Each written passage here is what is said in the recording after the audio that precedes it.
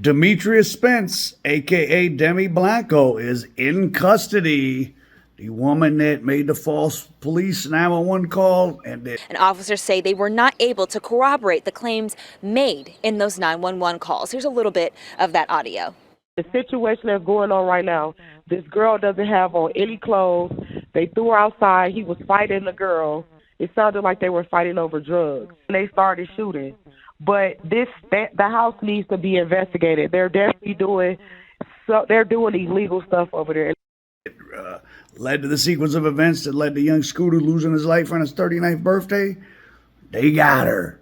She's so dumb, she went on social media trying to tell her side of the story, and then people recognize her voice, and they got her gremlin-looking self. Boy, she looks different without makeup.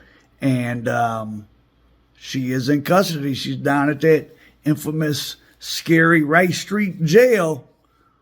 New this morning while you were sleeping, we got the mugshot of 31-year-old Demetrius Spence, who Atlanta police say placed a fake 911 call that ended in the death of Atlanta rapper Young Scooter.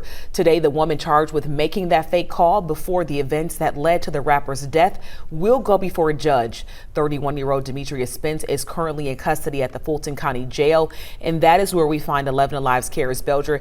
Karis, let's talk about what charges is Spence facing.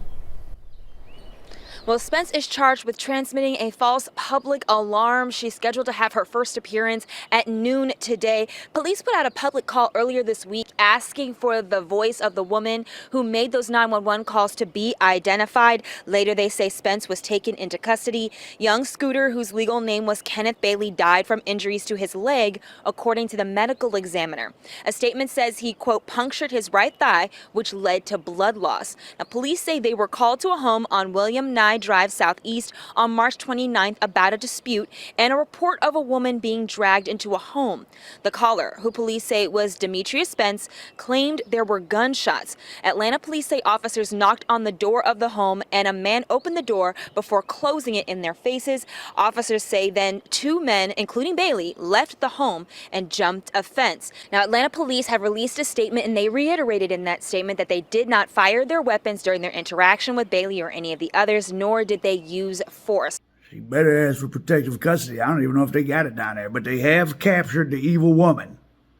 Now, Prophet, that's an update. Rest in peace, Young Scooter.